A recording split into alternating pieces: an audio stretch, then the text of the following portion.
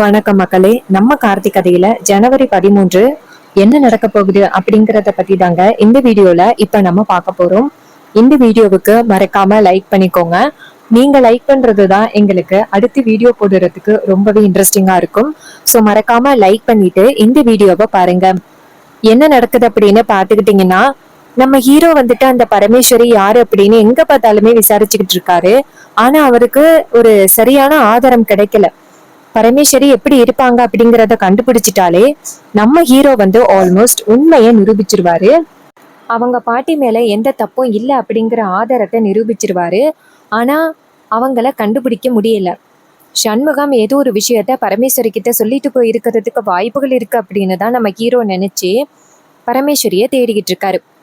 நம்ம ஹீரோ மாடியில நிக்கும் பொழுது மயிலே நேரா ஹீரோ கிட்ட போயிட்டு, சகல, நம்மளால முடிஞ்ச அளவுக்கு அந்த பரமேஸ்வரி எங்க இருக்காங்க அப்படிங்கிறத நம்ம தேடிக்கிட்டு தான் இருக்கிறோம். ஆனா இன்ன வரைக்கும் அவங்க எங்க இருக்காங்க அப்படின்னு நமக்கு தெரியலையே.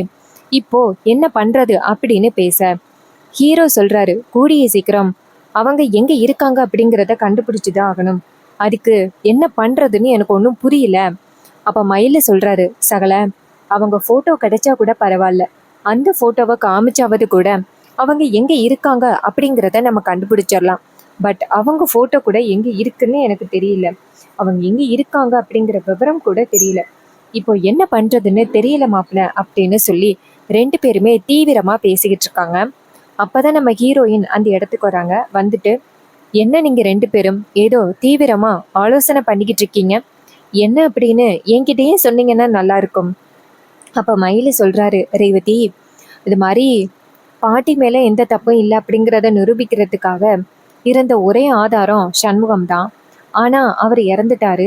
ஸோ அவர் இந்த விஷயத்த பத்தி வேற யாருக்கிட்டையும் சொல்லியிருக்க வாய்ப்புகள் இருக்குதா அப்படின்னு தான் நானும் சகலையும் தேடிக்கிட்டு இருக்கோம். அந்த ஆதாரம் என்னன்னே தெரியல. சண்முகம் வந்துட்டு ஏதாவது ஃபோன்ல ஆதாரம் வச்சிருப்பாரு அப்படின்னு ஃபோனை தேடினோம். ஆனா இப்போ ஃபோன் கிடைக்கல. அடுத்ததா சண்முகம் வந்துட்டு அவரு அதிகாரியா இருந்த பொழுது பரமேஸ்வரி அப்படிங்கிறவங்க கிட்ட பேசிக்கிட்டே இருந்தாங்களாம். அட்லீஸ்ட் அவங்கள கண்டுபிடிச்சாவது அவங்களுக்கு ஏதாவது உண்மை தெரியுமா அப்படின்னு ட்ரை பண்ணி பார்த்தோம். பட் அந்த பரமேஸ்வரி எப்படி இருப்பாங்க அப்படிங்கிறது எங்களுக்கு தெரியல. அதான் என்ன பண்றதுன்னே புரியாம ரொம்ப குழப்பத்துல இருக்கோம் அப்படின்னு சொல்லி பேசிக்கிட்டு இருக்காங்க. இதை கேட்டதும் நம்ம ஹீரோயின் சொல்றாங்க, சரி, நீங்க அவங்க போட்டோ எப்படி இருக்கும்னு தேடி பார்த்தீங்களா? மயிலு சொல்றாரு, ரேவதி, நாங்க எங்க பார்த்தாலும் தேடி பார்த்தோம். பட் அதுக்கான விவரம் கிடைக்கலையே. அப்ப ஹீரோயின் சொல்றாங்க, இங்க பாருங்க, அவங்க எந்த ஊர்ல தங்கியிருந்தாங்களோ அவங்களோட டீட்டெயில் கண்டிப்பா அங்க இருக்கிற கவர்மெண்ட் ஆஃபீஸ்ல கண்டிப்பா வந்து ஸ்டோர் ஆகியிருக்கும். நீங்க போயிட்டு கேட்டு பாருங்க, தெரியும். அதுக்கு ஹீரோ சொல்றாரு, சண்முகத்துக்கும் பரமேஸ்வரிக்கும் லீகலா கல்யாணம் ஆகலையே, அப்புறம் எப்படி அவங்களோட டீட்டெயில் இருக்கும்? அப்ப ஹீரோயின் சொல்றாங்க, இங்க பாருங்க, கண்டிப்பா அந்த கவர்மெண்ட் ஆஃபீஸ்ல இவங்களோட பேரு ரிஜிஸ்டர் ஆகிறதுக்கு வாய்ப்புகள் இருக்கு. அவங்களோட போட்டோவும் இருக்கும்.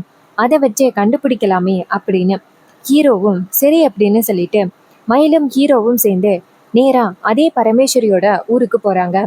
அங்க போயிட்டு அங்க உள்ளவங்க கிட்ட, இங்க பாருங்க, இந்த வீட்டு நம்பர்ல தங்கியிருந்தவங்களோட பேரு அட்ரஸ் எங்களுக்கு வேணும் அப்படின்னு சொல்ல அவங்க சொல்றாங்க, சரிங்க தம்பி அப்படின்னு சொல்லிட்டு அங்க உள்ள ஆபீஸ்ல போய் கேட்க சொல்ல ஹீரோவும் மயிலும் நேரா அங்க போயிட்டு அங்க உள்ளவங்க கிட்ட டீட்டெயில் கேட்க அவங்க வந்துட்டு போட்டோஸ் கொடுக்குறாங்க. இங்க பாருங்க, நீங்க சொன்ன டீட்டெயில்ல 5-6 பரமேஸ்வரி இருக்காங்க. மொத்தமா 6 பரமேஸ்வரி இருக்காங்க. இந்தாங்க சார் அவங்களோட டீட்டெயில் அப்படின்னு டீட்டெயில கொடுக்குறாங்க. ஹீரோ அந்த டீட்டெயில வாங்கினதும் மயில சொல்றாரு, சகல, மொத்தமா 5 பேர் தான் சகல இருக்காங்க. கண்டிப்பா நம்ம சீக்கிரம் கண்டுபிடிச்சிடலாம் சகல. சரி வாங்க போகலாம் அப்படின்னு ரெண்டு பேருமே சேர்ந்து அந்த பரமேஸ்வரி பேர்ல இருக்கிறவங்கள கண்டுபிடிக்கிறதுக்காக கிளம்புறாங்க.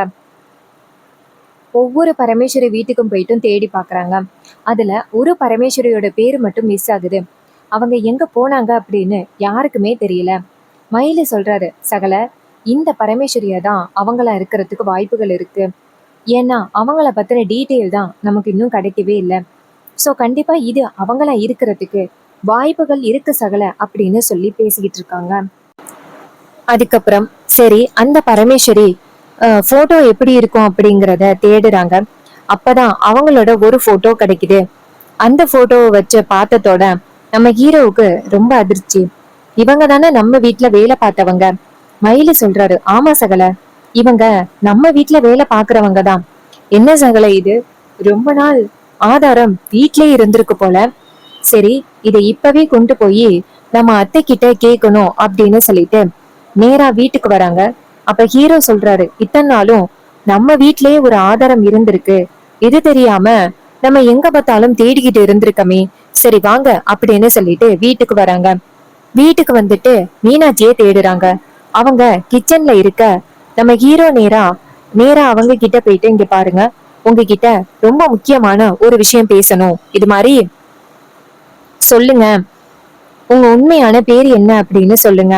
பரமேஸ்வரி நினைக்கிறாங்க, ஐயோ இவர்கிட்ட உண்மையான பேர் சொன்னா அந்த அம்மா நமக்கு தங்குறதுக்கு இடமும் சாப்பாடும் கொடுக்குறாங்க, அது இல்லாம பேருமே, நம்ம அவங்களுக்கு துரோகம் பண்ணக்கூடாது, நமக்கு நல்லது பண்ணிருக்காங்க, அவங்களுக்கு நம்ம துரோகம் பண்ணவே கூடாது அப்படின்னு நேரா அவங்க என்ன சொல்றாங்கன்னா, இல்ல தம்பி, என் பேரு மீனாட்சி தான், உங்ககிட்ட வேற யாராவது தப்பா சொல்லியிருப்பாங்க, என் பேரு மீனாட்சி தான் தம்பி அப்படின்னு சொல்ல ஹீரோ சொல்றாரு, இங்க பாருங்க, நீங்க யாருக்கோ பயந்துகிட்டு பேரை மாத்தி சொல்றீங்க அப்படிங்கறது நல்லாவே தெரியுது.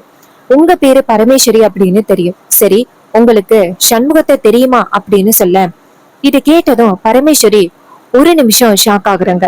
என்ன சொல்றீங்க, சண்முகமா?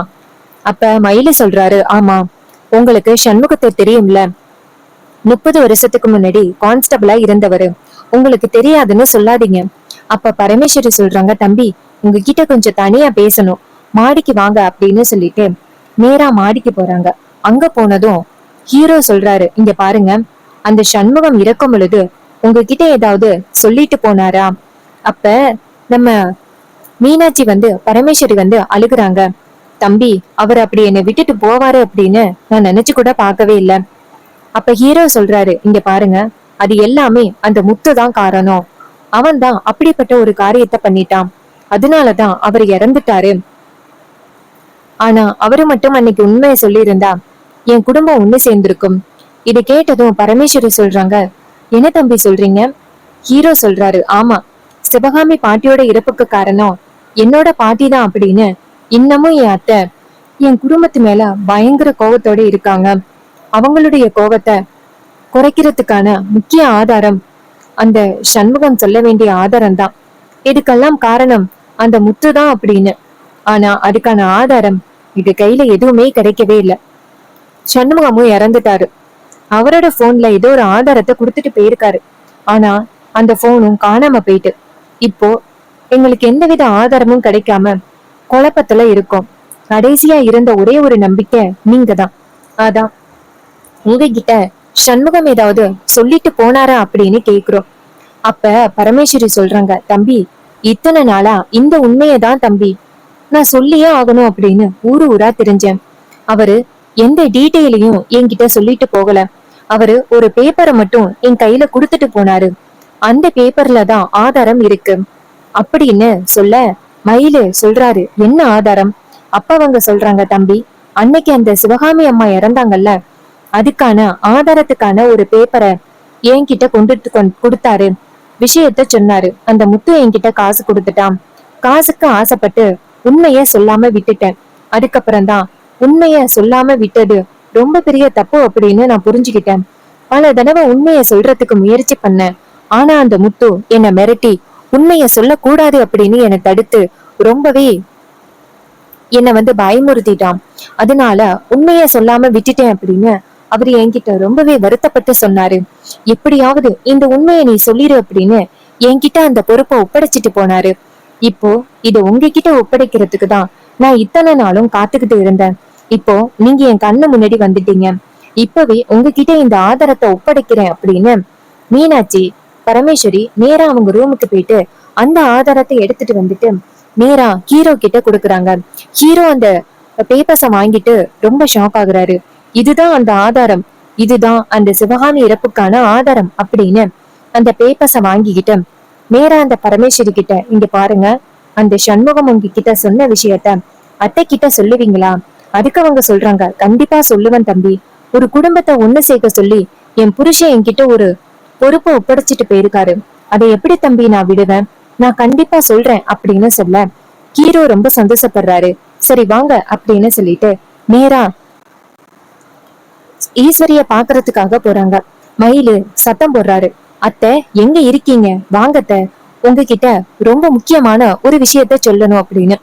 ஈஸ்வரி அந்த இடத்துக்கு வராங்க. வந்துட்டு என்ன ஒரே சத்தமா இருக்கு அப்படின்னு சொல்ல மயிலு சொல்றாரு, வாங்கத்த, இத்தனை நாள் இருந்த மிகப்பெரிய ஒரு உண்மை வெளியில வரப்போகுது, அதுக்கான ஆதாரத்தோட நாங்க இங்க வந்திருக்கோம்.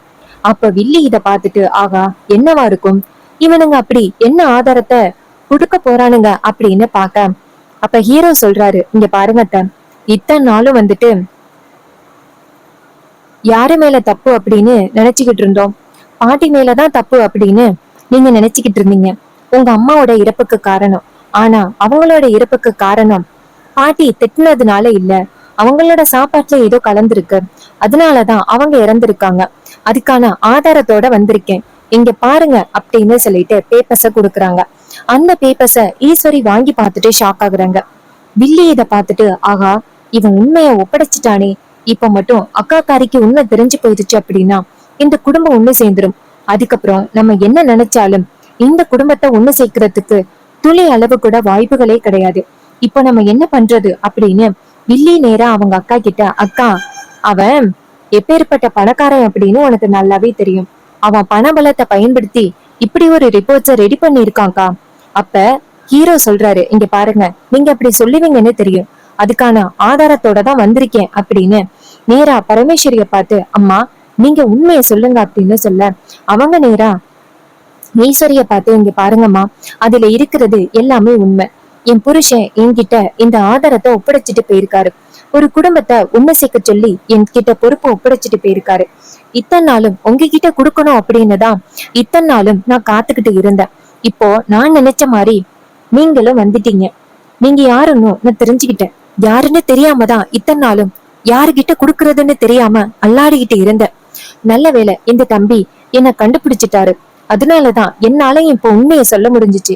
இங்க பாருங்கம்மா, இவங்க தாத்தா பாட்டி மேல எந்த தப்பும் இல்ல, உங்க அம்மா இறந்தது ஒரு திட்டமிட்ட சதி, இது எல்லாத்தையும் நீங்க புரிஞ்சுக்கணும் அப்படின்னு சொன்னதோட ஈஸ்வரிக்கு பேரதிர்ச்சியா இருக்கு. இத்தனை நாளும் தன்னுடைய அம்மா எதுக்காக இறந்தாங்க அப்படின்னு கூட தெரியாம நம்ம இருந்திருக்கோம், அம்மா ரொம்ப பாவம் அப்படின்னு ஈஸ்வரி ரொம்பவே கவலைப்பட்டு வருத்தப்படுறாங்க. அப்ப பரமேஸ்வரி சொல்றாங்க, இங்க பாருங்கம்மா, என் புருஷன் இறந்ததுக்கும் உங்க அம்மா இறந்ததுக்கும் அந்த முத்துதான் காரணம், அவனை சும்மா விடக்கூடாது அப்படின்னு சொல்ல வில்லி இதையெல்லாம் பார்த்துட்டு அதிர்ச்சி ஆகுறாங்க. ஐயோ உடனே நம்ம மாமாவை எச்சரிக்கணுமே அப்படின்னு வில்லி நினைக்கிறாங்க. சோ இந்த கதை உங்களுக்கு பிடிச்சிருந்துச்சுன்னா இந்த வீடியோவுக்கு மறக்காம லைக் பண்ணிக்கோங்க. நீங்க லைக் பண்றதுதான் எங்களுக்கு அடுத்தடுத்து வீடியோ போடுறதுக்கு ரொம்பவே இன்ட்ரெஸ்டிங்கா இருக்கும். சோ மறக்காம லைக் பண்ணிட்டு இந்த வீடியோவை பாருங்க.